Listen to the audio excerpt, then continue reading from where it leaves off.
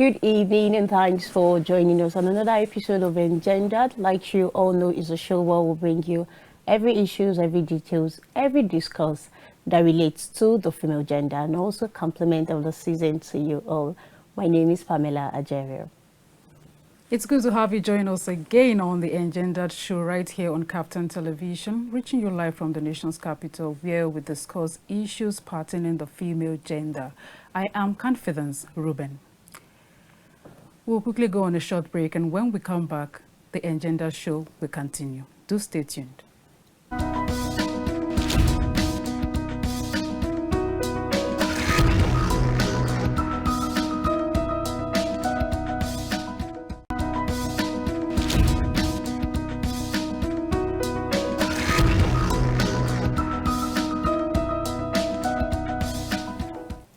Welcome back to the program, and if you've just joined us, you're right in time because the program is about to kickstart.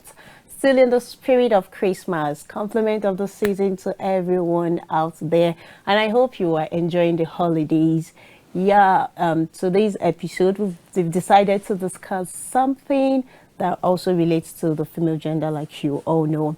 And as you are enjoying your holidays, it is good to listen to this topic we're about to bring to before you this evening.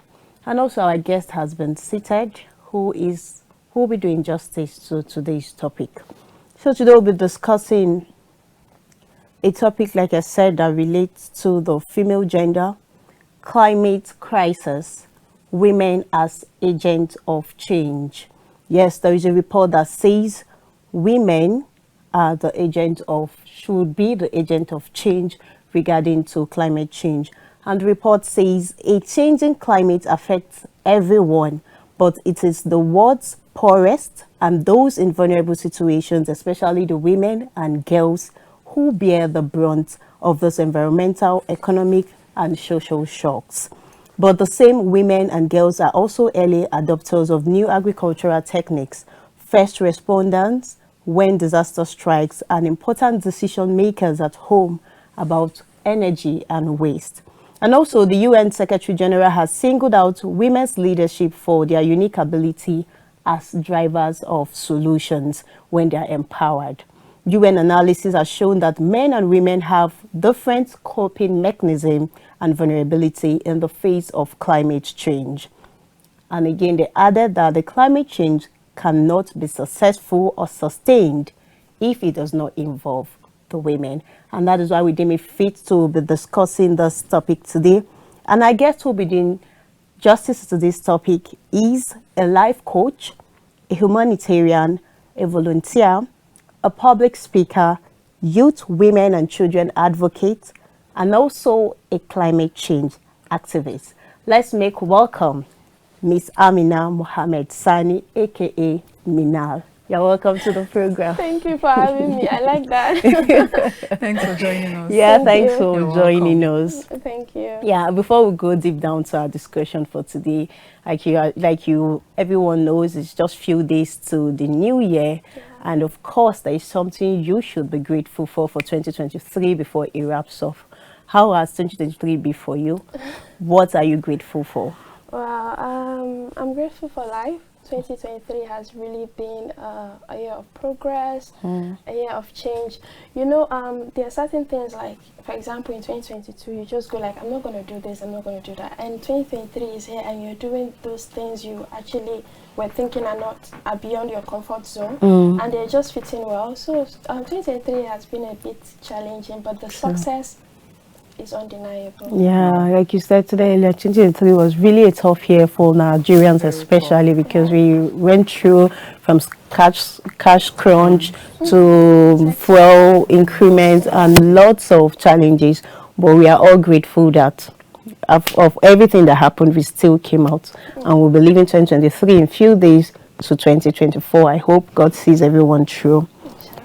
Okay, now talking about today's topic, climate change. Every day we get to hear this word, climate change, climate change. What is climate change really about? What are the facts about climate change? And also there are myths, there are things people just assume is climate change. So I want you to clear the air. What exactly is this climate change? Okay, Climate change, let's say climate crisis, it's actually a global thing.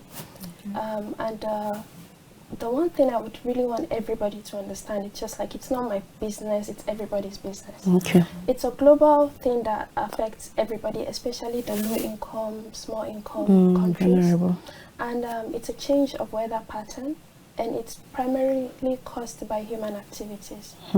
Yeah, and the only thing that will do justice to climate events is when we all are in charge of our responsibilities, and we're like, okay, I don't really need to be the cause of this, but I need to be an agent of change. And that's where women are actually, currently, women are making sustainable grants when it comes to climate change. Okay.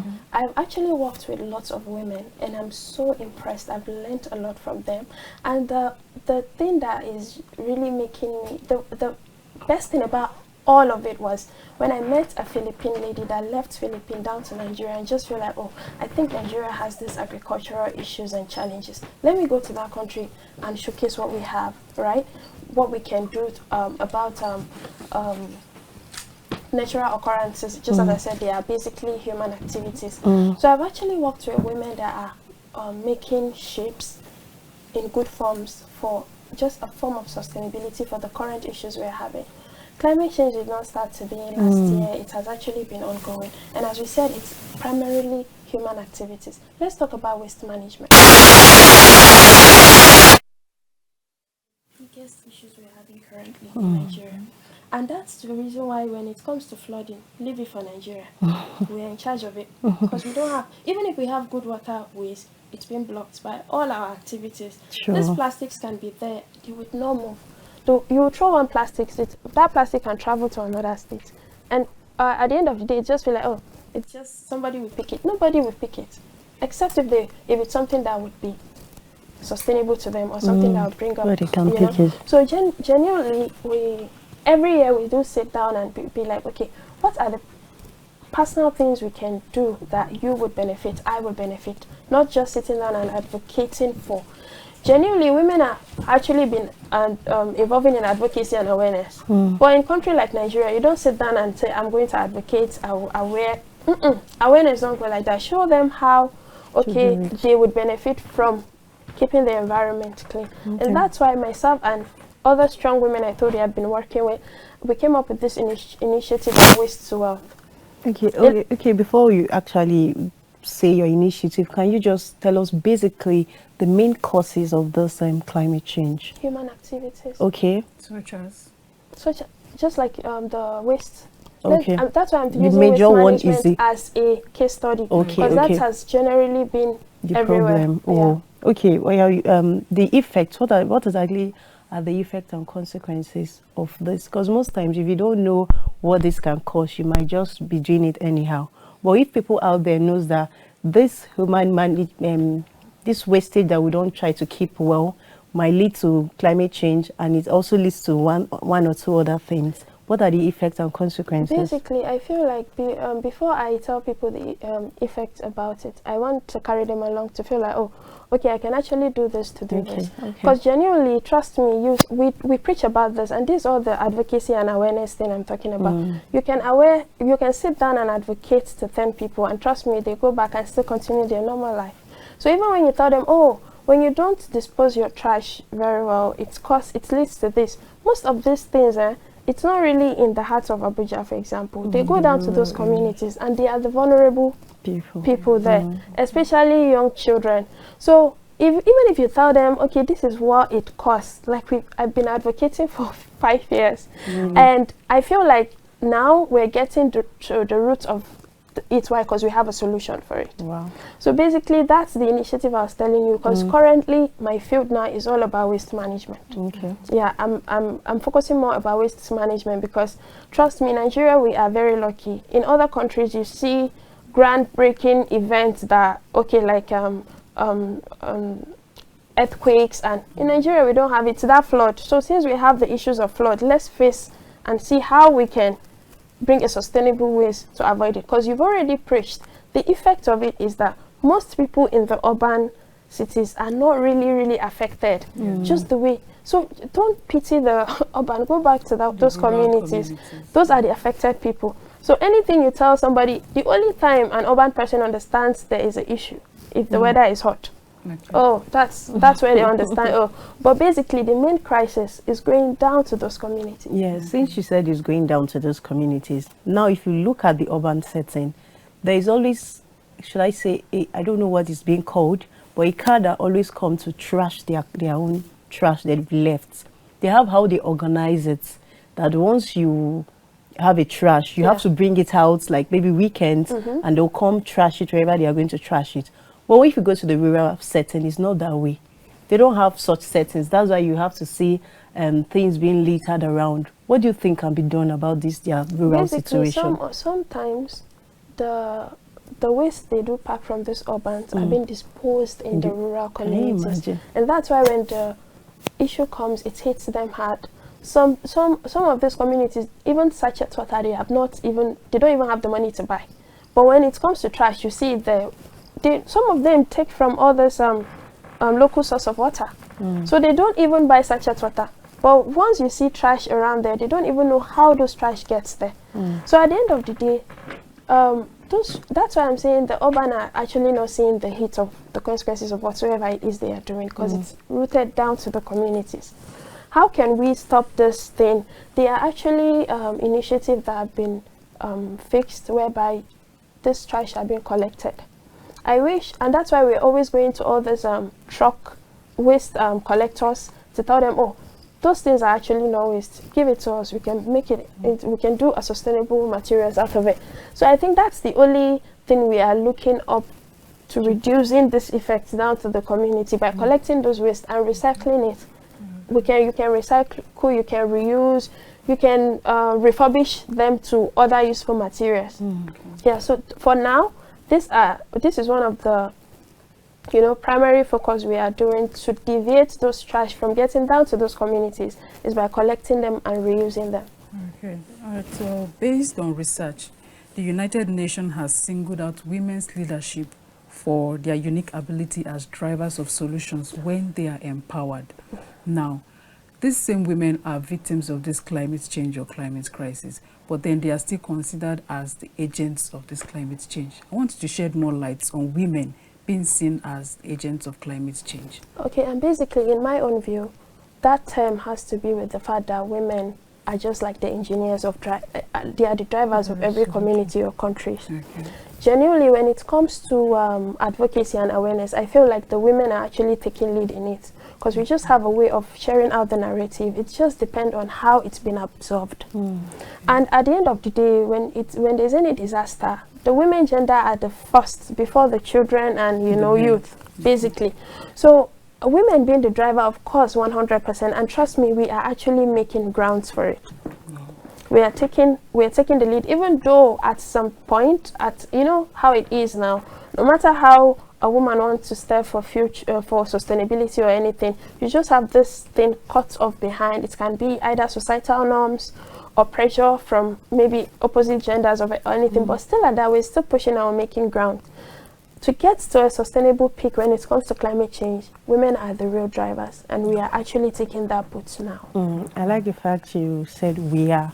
Yes, you've been in the field trying to push for this climate change resolution and solution to it. Now, what challenges and barriers have you faced so far? Just for women who are out there who want to, okay, let me venture into this path of change. What challenges do you tell they should look up to, and how have you been able to resolve and solve those barriers and challenges you faced so far? Like basically when I started, if there was one thing that really pushed me up was that I forgot I was a Nigerian. Trust me, I did. Why? Because whatsoever I was doing was an international scope. That was where I was accepted. In Nigeria, like there's like in my community, when I go sit down and I want to preach or advocate for it, they just go like, hey, are you not married? Once you go and get married, that kind of thing. And trust me, there are some states not even in the northern parts that when I am scared about going due to insecurity. So I actually focused on international scope. I was making partners outside Nigeria. So that was one thing that really made me grow fast, to the extent that I was and you know, I worked for an international organization. I initiated my organization, and I have paid staffs currently, and I'm making grants. Because trust me, even I was limited to, okay, let me do Nigeria. I think I would still be struggling in that. So that's just one thing that I felt right now as I am. I don't really see those stigmas. Even when I sit you down and I want to advocate and you're telling me, oh, this is what you should have been doing and stuff, I really don't feel it, because I feel like I've already gotten to that stage that I feel I'm progressing. So it's just left to you to join the thread or stay. I would say you are very lucky that you're advantaged to get an international body that helped you. Exactly. But trust me, there are ladies out there, there are women out there who will actually want to be part of this change. And they'll have to start from somewhere. Of course. Yes. So what will you advise those ladies, since they wouldn't have an international body like you did? Of course, they want to, okay, let me start from my Nigeria area. What are those things they might face and the solution to it? Yes. Okay, first of all, let me say what they should do first. Okay, when you have this thing in mind, oh, I really want to advocate for this, you are advocating for it not because you just want to be heard. You're doing change starts from me. I can decide, oh, okay, from now henceforth, I want to reduce how I consume materials or food that can be threats to the environment. It's a change from me. And secondly, I would want to advise anybody, any young person that wants to, you know, venture into the advocacy line or anything, stick to the problems you want to solve in the community. Because there's no way you don't have, or you've not seen a problem you want to solve in the community, you will go out there to advocate for it. And sometimes, most times as it is right now, the community needs this advocacy than even the urban. So when you showcase your work out there, that's why we have the power of social media. That's where you grow.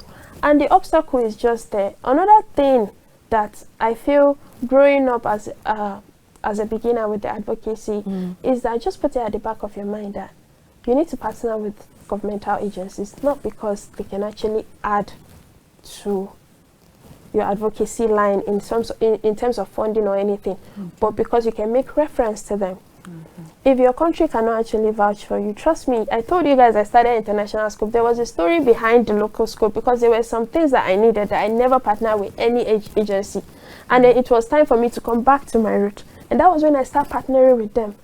Even though you have the international scope, Nigeria sells you more because that's where the problem is. I won't sit down and be like, oh, I'm an environmentalist and I don't have affiliation to the Ministry of Environment. I'm not talking sense. Because that's the motherhood. So even though I had all those things I had outside Nigeria, there were questions thrown at me like, okay, there is so thing happening in that I don't even have idea of why, because what I was doing was strictly communities. Going down to that communities and see how we can tackle with the help of the funders or investors coming down to do so. So those were the things that taught me on. I feel today, if I want to tell my younger self, maybe what I started back then, I'll be like, I think I'll start by doing local scope, then I'll shoot on to international scope. So I'll still encourage anybody that wants to, any young person that wants to join the advocacy line, okay, today I just feel like I need to make a change. Let me start from myself. Start with the local scope. I feel there's a lot you need to do in Nigeria before you go out there. Okay. All right. Talking about this climate change, outside Nigeria, you know, there are climate activists that are key figures that fight, you know, tooth and nail against this climate crisis. No matter the gender it's affecting. Such as we have Jennifer Morgan, she's a Germany secretary climate activist. Now, in Nigeria, do we have such key figures, that's climate activists in Nigeria? Do we have such that helps to combat climate crisis? Of course we do. Okay. And if there's one thing I will make clear is that the reason some of, I have international, I told you I started with international scope, and there was this organization that I started working with. They are basically on climate strikes. Why? Because they face severe climate issues. It's severe.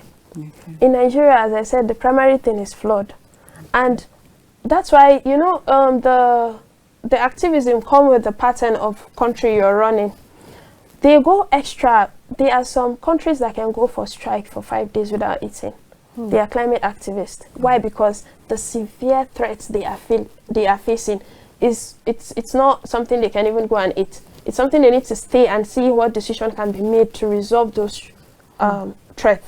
So that's why in Nigeria we have these different ways of handling our issues. You understand?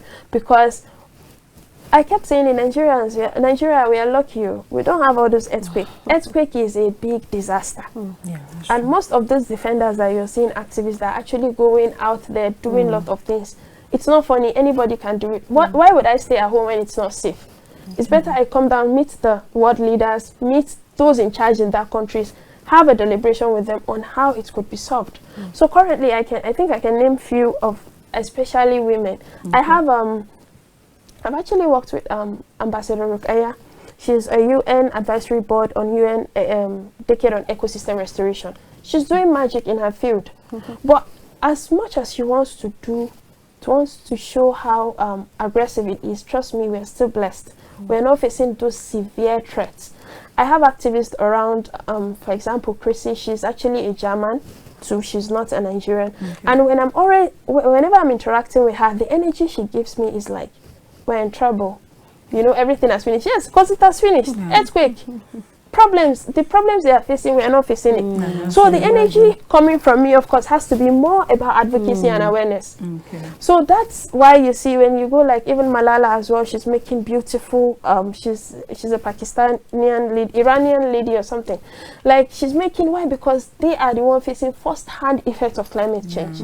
So since we are at this primary stage of seeing flood and hot weather, it's better we make actually, you know, we provide sustainable practice to all this waste before it will get out of hands. Okay, now how can the society adapt to those climate change, especially with this flooding and hot temperature? Okay, first of all, I would like to say it will be extremely important if the community should understand that. No, not even leave the community. If Nigerians should understand that Nigeria belongs to all of us. So it's not about you saying, oh, it does not affect me directly. It will come. That's how it is. And how we can put hands together and adapt to this climate thing is to first of all adapt to the sensitive measures of avoiding the current situation we're in. First of all, women in innovative field. Currently, I think I can talk about one outstanding lady that is currently in Abuja, and she's recycling everything she sees. Everything she sees, she's recycling, and she started just as a housewife. And currently, she has a mini empire where she brings up people and train them for, you know, sustainability and stuff. When I was actually interacting with her, she told me, she was like, did you know I started recycling from my trash can? It was so old. And I feel like, I don't have money to buy a new one. Let me recycle it so that it will look new. And that was how I started. So if we can take the change like it's a normal thing, not just like, oh, I need to change. Take the change like it's a normal thing. I think all these things will reduce. Okay. You said the national climate plans remain insufficient to limit global temperature rise to 1.5 degrees Celsius and meet the goals of the Paris Agreement. What do you think about this report? Basically, you know, every year we have the COP conference, which is the Conference of Parties, and we just concluded the one in Dubai. And I was actually having a little project in Nigeria here. So I did not go for the first week, I went for the second week, 6th to 31st. So Chrissy, the German lady I was telling you, so she packed her bags because we got the observer status from Yongo. So she packed her bags and we're like, oh, I have to go from the day 1 till 31st. And in my words, I was like, there's no negotiation. Go, I have to do because it's a base camp actually, it was for waste management. So I've already started the preparation, even though I knew there was a COP conference, but I wanted to do some program before the end of. So she was like, we need to go and do the negotiations, host side events. And I told her, and I was like, there would not be negotiations. And then it's still like the normal Paris Agreement, COP conferences, there is always no negotiations because is it that the world leaders, in their words, they are doing what's good for everyone. They are deliberating on what's actually good for every country. But whatsoever thing they are deliberating is that the decisions primarily affect the low-income countries. That's I think there are what's it called, representative from each country that should come speak for their country, and also other bodies attached to whatever. So why wouldn't they negotiate? Basically, I don't know. I feel like whatsoever they negotiate, it just has to be something favorable within their pattern. They are actually not going to go outside the pattern, because each COP conference, there's always youth policy agenda work that we are working on, and this involves all activities around the world. Depends on the network you belong to. You have your voice attached to it. Oh, what are you expecting in COP? What do you want to see? We put input. Trust me, we start imputing. You see, we have COP next year. We'll start imputing from February. So we'll work and negotiate and get to a final resolution and present to them. So yeah, and these are the things we are expecting. And just like COP27, after all the English, it was only loss and damage finance that was approved. And now again, they said they've approved youth funds. So as an activist, you can apply for funds to run some community, whatever in your community. So that's what they said. At least this last statement you said is still good. At least whatever you are doing, you need funds to run it, to get to the grassroots, right? So we still have lots of questions for you. We'll just go for a break. So viewers will be going for a break after. Do join us after this break.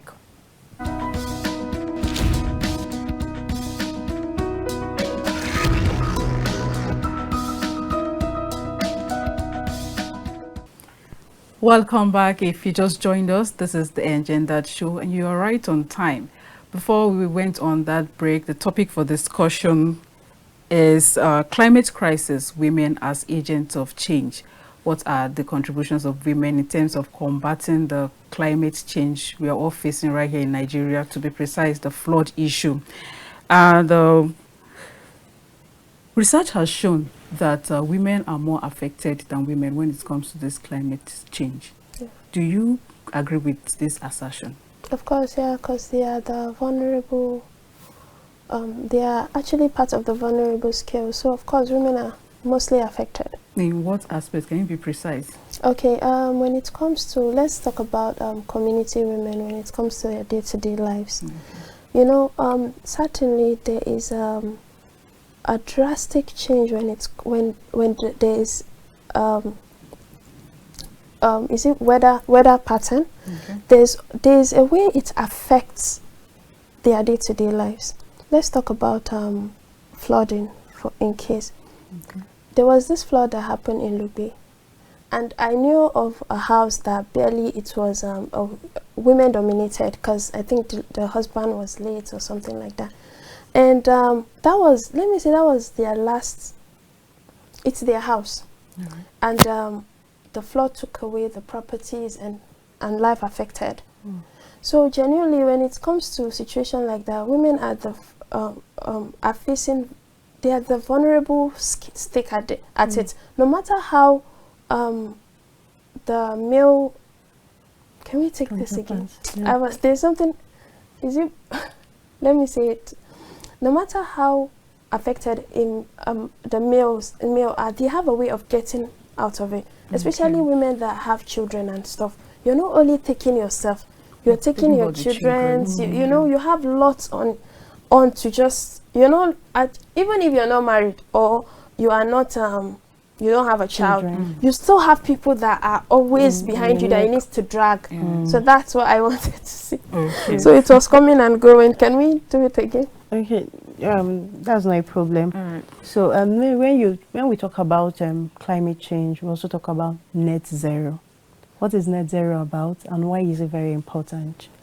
The reason why it's important is the fact that it's a second way of, like, you know, breaking the glass ceiling about women participating. You know, genuinely anything a woman would do. I don't like the fact that if you're bringing to both gender, it's just like, okay, women are this, there's a certain role that a woman needs to play. Okay. When it comes to the problem, there's no certain role. Everybody needs to face the problem. Yeah. But when it comes to how it's being presented, it's just like, okay, it shouldn't be like there's no gender equity or gender equality here. Let's give the woman this or that. I kept telling people, there's no way you set up an organization and then you call me and tell me, oh, I want you to be my treasurer. Is the only treasurer role that a woman can play in an organization? No. I do programs. I've done programs, I've done operations. I'm co-founding lots of organizations. Yeah. So you will not limit me. Tell me you have a program. I will come and tell you, oh, I can do this and this. Not you telling me you need a secretary. So when all that one comes about breaking the ceiling, don't gap it. Don't be like, okay, can a woman do this? We can. We have the capacity. Trust me, women multitask. Yeah. I'm seated here. I can do lots of things. Most of my work are virtual. Because I told you I started international scope. So I can be on Zoom for 6-7 hours, switching from one organization to another. And that's why when you come to my office, I have about 3 PCs. I can be on 3 Zooms. Depend on the one that is active. That's the one I'll pay attention. A lot of men will tell you, will I kill myself? I can do it. We multitask. So there's no way you know we multitask and you just give us this, okay, 0, okay, this is where you should be. No. Kudos to women because they're doing a lot. Yeah. Like we all know also, this is a global pandemic. What are the global framework and agreement to guide the progress? And also, how can world leaders synergize to get fund for this crisis? So as I said now, there is this grants that were awarded, even though there were other funding opportunities that were released. But the reason why this grant is actually kind of interesting is the fact that it's giving women and younger people, you know, opportunity to dive into it. I feel like the most of the work needs to come from, depend on the country, like the president. I feel they are the one doing most of the decisions, meeting, no matter how the younger people do dialogues and final draft and submit, it still has to go through those world leaders check before it's been approved. So I feel sometimes like our country is not actually doing much of this, you know, climate thing, providing solutions. Come to think of it, there are actually some presidents that have goals specifically for their countries. And okay, this is what my country is looking for. But sometimes Nigeria, it's even the youth advocates that will be screaming outside saying, oh, Nigeria is facing this, Nigeria is facing that. We actually, personally, have not seen anything drafted like, oh, okay, this is how it should be. Okay, like maybe world leader with world leader, you know, interaction. I feel there's a lot that needs to be done, and I feel they know what they know what should be done. It's just that they're not giving it that much of attention. But if there's one interesting thing about it is that I can vouch on saying most youth advocates or most younger people doing this advocacy thing, they always have the community at heart. So whatsoever initiative or investors or funders they're getting outside, they're actually putting it in the place where it should be. Like you said earlier, you said they know what they should have done, but they are not doing it. But then, most times we just assume this. What do you think the government should actually do to support more in this climate fight? I feel there is a tangible source of funding when it comes to climate emergencies. And I'm very sure those funds are being allocated to each country, especially when it comes to disaster management and stuff. Trust me, most of these things are not being implemented. I could remember I went on to partner with Ministry of Environment for World Desertification Day. And they were telling me, oh, there's no funds, there's no funds. I'm partnering with you. Of course, I'll bring funds, you bring funds, we'll join together. And you're telling me there's no funds. Then who will I go and meet and tell there's funds? So things like this, it's not as if there is no funds. The funds are available, but is it that they don't channel it to the appropriate ways? And when you just go and face a ministry and tell them, okay, let's do this, and they tell you there's no funds, then automatically, you partnering with them, I don't see me partnering with, let me take it straight down to that community that need it more and do. So it's not like we are assuming. It's a fact that these funds are allocated. There is a lot of international donors that are actually investing in Nigeria when it comes to climate emergencies, even in security as well. There are a lot of initiative fellowships, you know, trainings that are ongoing that are funded. Most of even the things funded currently about climate crisis are not Nigerian based. They are funders coming outside of Nigeria. So the leaders know where to find those funders, how to communicate with them. It's just that maybe after it, there is no proper implementation or follow-up. So in Nigeria, to be precise, are there any gender action plan for this climate change? I'm not going to really say, oh, yes, there is. It depends on organization. For me, I think I have about 3 organizations I'm currently working with in Nigeria. And of course, we have our action plans, which is going to include the gender actions and everything. So I'm not going to say in the scope of Nigeria as a country, but I'm very sure most not-for-profit organizations have that at the benchmark. Okay, we got a report that most of these victims of climate change usually end up in the IDP camps. And in that place also, they get abused by those people who are meant to take care of them. Have you heard, like, what should be done about this? Like basically, we have had series of cases like that. And I can tell you, we've actually worked on 6 issues that were related to that. Okay. You see, currently, this last year, the flood in Lugbe, it's actually made a lot of people displaced. Lots of homes were destroyed and stuff. So that was the initiative I was telling you, that we are actually, using waste to wealth.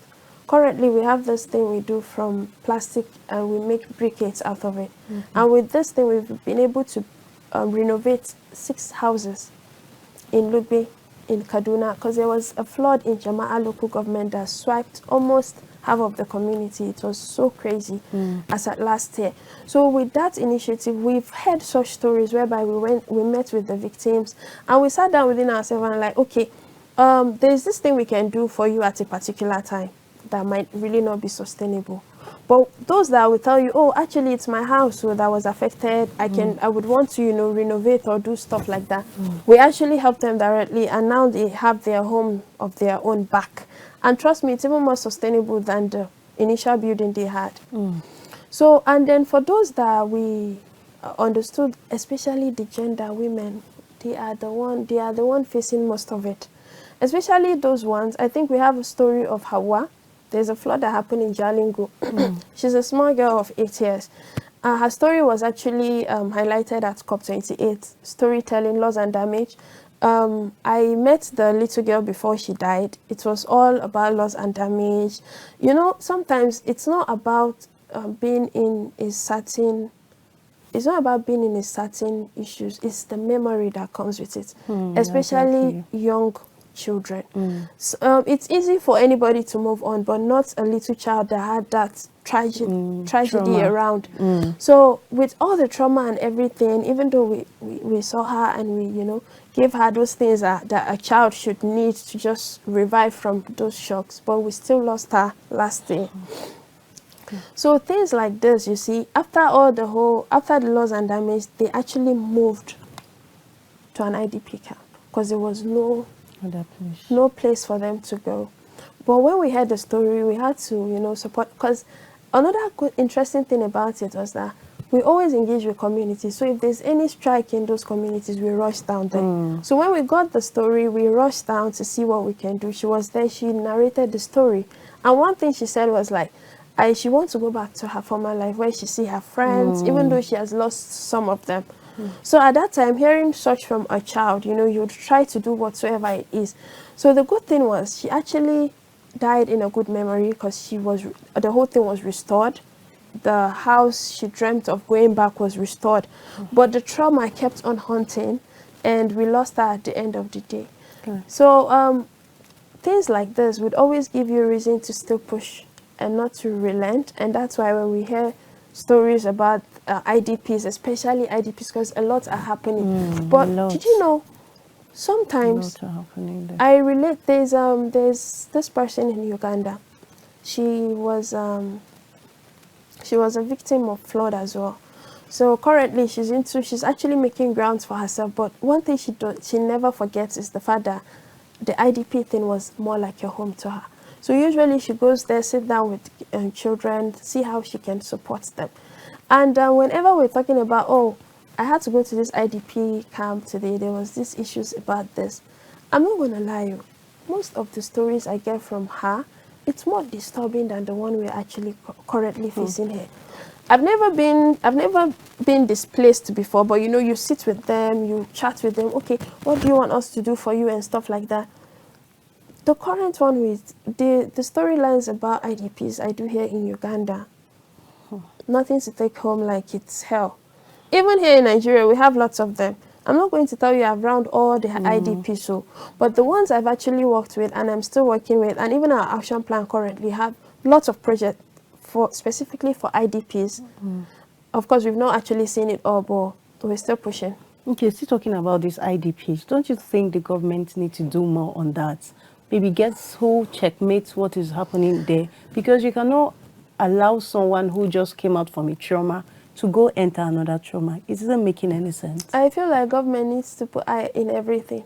It's just like they don't really focus on things that needs to be attended to, kind of. That's why I said, oh, they know what to do, but they're actually not giving it. People are actually suffering when it comes to the IDPs. Just think about it. You live in your comfort zone, not because you were happy or not that, oh, I just want to go, but you were forced to. Basically for something you had no idea how it came up, and you're still left into the trauma that you already have, and you're still going into another trauma. I feel the government really needs to expand when it comes to not even IDPs, community, waste management. They need to expand in so many things. When you go to other countries and you just see how they shuffle their waste and stuff, you just sit down and keep asking yourself, when? You know, like when would you wake up and just feel like, oh, okay, there's no, even if there's trash, there's actually a sustainable way coming out of it. Just like some countries, when you buy, there's a reusable pack where you can put food, and then you can just, all you need to do is just take it back to where you got it, and it will still be reused, you know, in a clean way. But in Nigeria right now, there's plastic. I was telling somebody, he was telling me that, oh, okay, currently they want to actually dive into our initiative of making making interlocks from plastics. And I was telling him, and he was like, he's not sure there's plastic of 3 days ago in it. I said, there's plastic of 19-something in Nigeria. Don't worry, it's roaming around. It's roaming around the street. If you want, it will come. They were all laughing. I was like, yes. He said there's no 2-day-old, like, used plastic in his country. I said it's 1990 if you want. It's still there. It's roaming around. Wow. So we're pushing.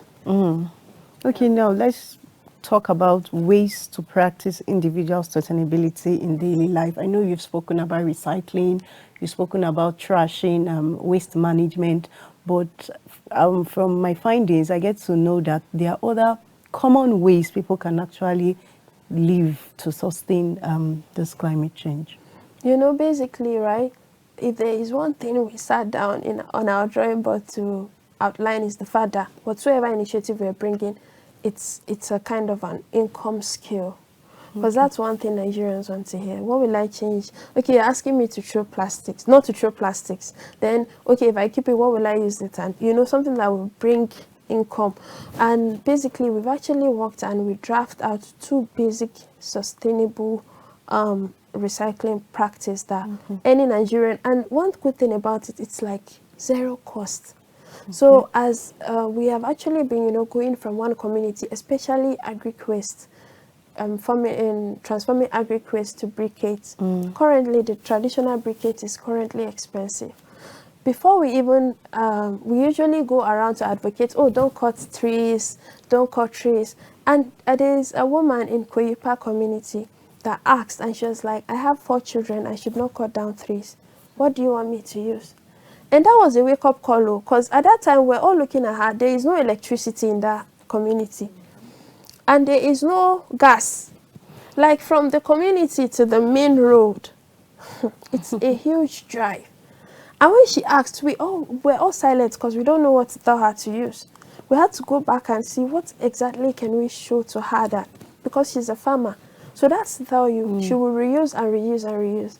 She can use coconut shell to make briquettes and use it as a sustainable alternative instead of cutting down of trees. Yeah. So when we came up with those initiatives, we went on with loads of coconut shell. Even though she's a farmer, she's into corn. And the good thing about it is that she can even still use the corn waste to make briquettes.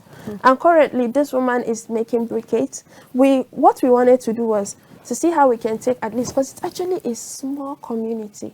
I don't think there's more than 50 houses in that community. So what we wanted to do was that, and they all depend on farming. What we did was that we selected about 10 women and we trained them on how to make briquettes so they can sell as a source of income. Because if all the community are making briquettes, who will buy? Who would, you know? One thing we will always preach to them is that making briquettes is as good as it's something personal. Everybody can make it, so don't overcost it. Make it in a way that you can have a sustainable source of income, and also the community can benefit without. So these are part of the communities that we have successfully removed the narrative of cutting down of trees, and currently they are using the same agri-waste because they are farmers. This is something you can have around you. All the mixture are in your palms. You don't need to go to you don't need to take 5 minutes walk or to get all these things. And we were so impressed because normally when you do an initiative like that, you go for monitoring. And when we go for monitoring, we actually don't tell them we are coming today or tomorrow.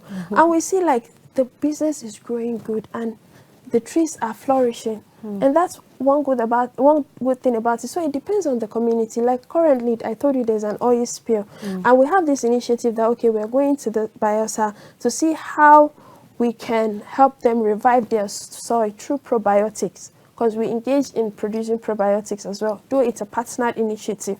And then we would want to make a sustainable income ways on how, because there's lots of plastics in that community, how they can use plastics to get interlocks from it.